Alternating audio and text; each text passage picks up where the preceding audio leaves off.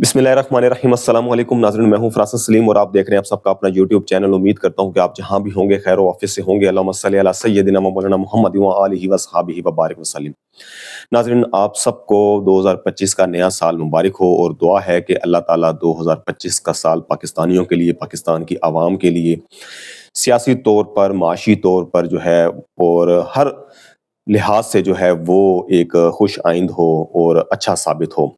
हर साल हम दुआ करते हैं, 2023 में भी यही दुआएं हुई थी कि 2024 जो है वो अच्छा साबित हो। इलेक्शन होने जा रहे थे 2024 के अंदर और ये दुआएं की गई थी कि सियासी इस्तेहकाम भी आए, मौशी इस्तेहकाम भी आए, लोगों को रिलीफ मिले, महंगाई से छुटकारा हासिल हो।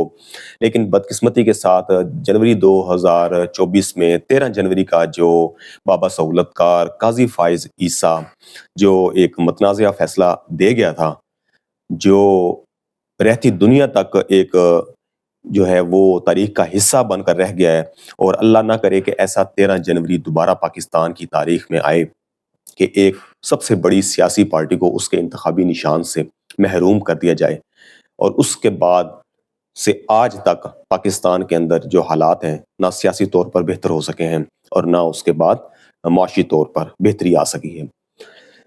अगर इंतखाबी निशान का फैसला जो है वो इंतखाबी निशान ना लिया जाता तो फिर मखसूस नशिस्तों का मामला भी ना होता। फिर मखसूस नशिस्तों के मामले के बाद 26वीं आईनी तरमीम का मामला, तो बहुत सी चीज़ें रिलेट करती हैं इस फैसले के साथ। खैर 2024 जैसे तैसे गुजर गया। अल्लाह ताला जो 2025 जो है उसके लिए जो है हमारे लिए आसानियां पैदा करे हम सब के लिए। नाज़रीन, एमक्यूएम के रुकन हैं डॉक्टर मोहन मंजियानी। उन्होंने अपनी जो एमएनए की नशिस्त थी उससे इस्तीफा दे दिया था कल। और उसके बाद जो वजूहात बताई जा रही हैं एमक्यूएम की तरफ से वो ये बताई जा रही हैं कि उनकी ज़ाती वजूहात थी, मसरूफियत थी जिसकी वजह से उन्होंने इस्तीफा दे दिया है। जबकि असल हकीकत जो है वो इससे बरअक्स है। और किसके प्रेशर में आकर डॉक्टर मोहन मंजियानी ने इस्तीफा दिया, उसकी वजह ये है कि एमक्यूएम जब ये मखसूस नशिस्तें दी गई थी उस पे जब 2024 का इलेक्शन हुआ था 8 फरवरी को और उसके बाद फिर मखसूस नशिस्तें दी गई कौमी असम्बली के अंदर तकरीबन कोई 70 के करीब जो हैं वो मखसूस नशिस्तें, जिसमें से 60 नशिस्तें ख़वातीन की होती हैं और उसके बाद 10 नशिस्तें जो हैं वो अक़लियती हैं।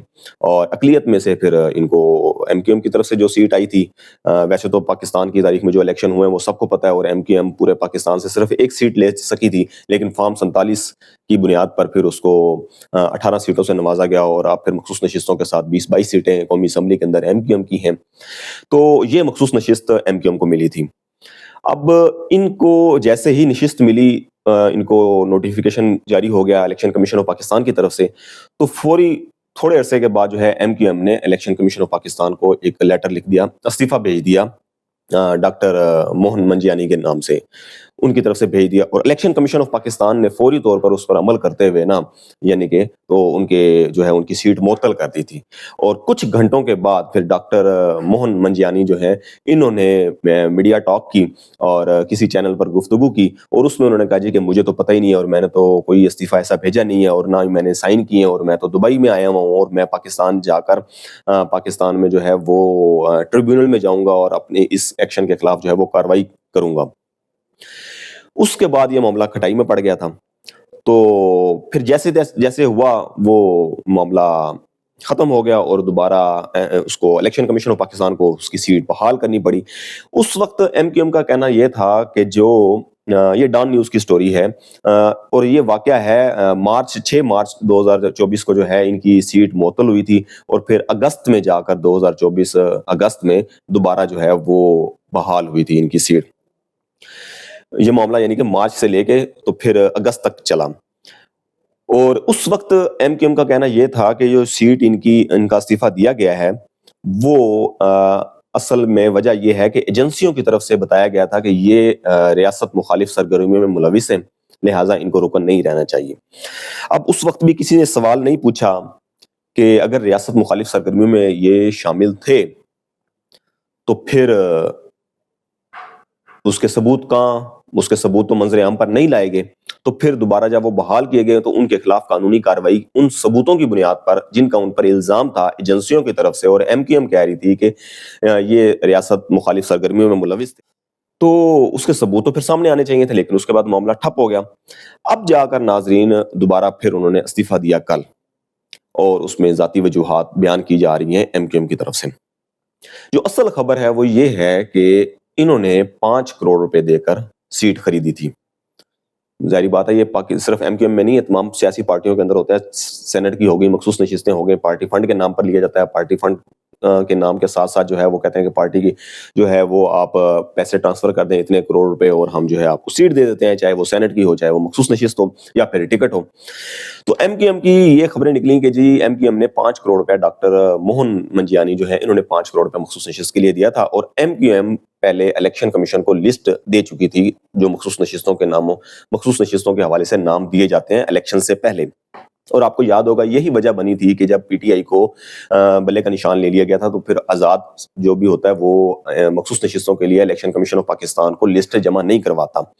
تو یہ آزاد تھے تحریک انصاف والے، تو ان کا کیونکہ بلے کا نشان واپس لے لیا گیا تھا اور پھر ان کو مخصوص نشستیں نہیں ملی. اور یہی وجہ بنی جب سنی اتحاد شامل ہوئی، پھر 12 جولائی کو فیصلہ ہوا تو سپریم کورٹ کے جو ججز نے جو ہے وہ فیصلہ کیا اور اس میں یہ کہا گیا کہ مخصوص نشستیں دی جائیں گی اور مخصوص نشستیں جو ہیں وہ تحریک انصاف کو دی جائیں گی اور 15 روز کے اندر اندر وہ اپنے جو ہیں وہ کاغذات نامزدگی اور جو بھی نامزدگی ہے وہ جمع کروائیں گے الیکشن کمیشن آف پاکستان کو. لیکن بدقسمتی کے ساتھ آج تک جو ہے اس فیصلے پر عمل درآمد نہیں ہو سکا.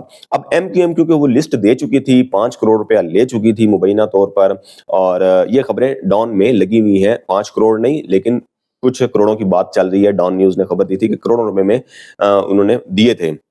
اب یہ خبر 5 کروڑ کا فگر کس نے کوٹ کیا؟ یہ خبر ہے جناب سینئر صحافی احمد نورانی. انہوں نے یہ خبر دی، انہوں نے کہا جی 5 کروڑ روپے انہوں نے دیے تھے اور اس کے جو ایک جو ہے اقلیتی رکن تھا انہوں نے 10 کروڑ روپے دے دیے اور ان کا نام ہے ڈاکٹر سنجے پروانی اور وہ دبئی میں ہوتے ہیں. انہوں نے 10 کروڑ روپے جب ان کو ایم کیو ایم کو دیا تو ان کی تو منہ سے پانی آ گیا کہ یار یہ کیا، ہم تو 5 کروڑ لے چکے ہیں اور یہ 10 کروڑ دے رہے ہیں، تو اب کیا کیا جائے.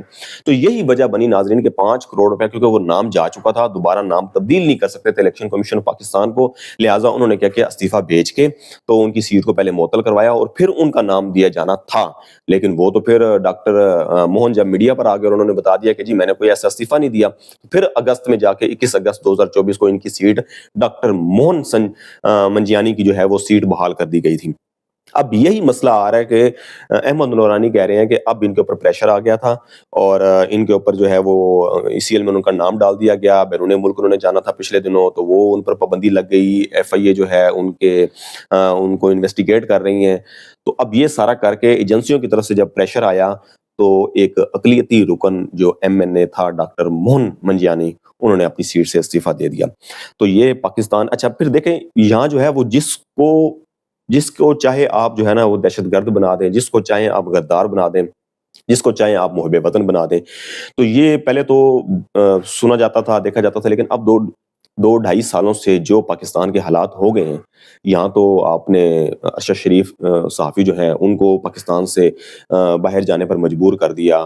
صابر شاکر چلے گئے، ڈاکٹر معید پیرزادہ چلے گئے، دیگر صحافی چلے گئے، احمد نورانی چلے گئے، اسلم چلے گئے، شاہد اسلم چلے گئے. ٹھیک ہے، اس کے بعد عمران ریاض پر کون سے آپ نے غداری کے مقدمات جو ہیں بنا لیے. چلیں یہ تو صحافی ہو گئے، سیاستدان ہو گئے. آپ نے تو عام شہریوں پر جو احتجاج کر رہے ہوتے ہیں ان کو جو ہے دہشت گردی کے پرچے ان پر کاٹنے شروع کر دیے، ان کو دہشت گرد بنا دیا، ان کو جو ہے وہ غیر ریاستی جو اس کے ریاستی جو سرگرمیاں ان کے اندر ملوث ہونے کے الزامات ان پر لگا دیے گئے. تو یہ پھر جو ڈاکٹر موہن پر الزام لگائے گئے تو بہت معمولی الزام ہے، تو الزام لگانا ان کے لیے کون سا مشکل ہے. تو پاکستان کی سیاسی جماعتوں کے لیے یہ بدقسمتی ہے کہ ایک فون کال آتی ہے اور چھوٹا سا پریشر آتا ہے، تھوڑا سا پریشر دیا جاتا ہے، ای سی ایل میں نام ڈال دیا جاتا ہے، ایف کی طرف سے انویسٹیگیشن شروع ہو جاتی ہے اور آپ کو سیٹ سے جو ہے وہ استعفیٰ دینا پڑ جاتا ہے، چاہے وہ سینٹ کی ہو چاہے وہ قومی اسمبلی کی ہو. ہماری ملک کی بدقسمتی ہے.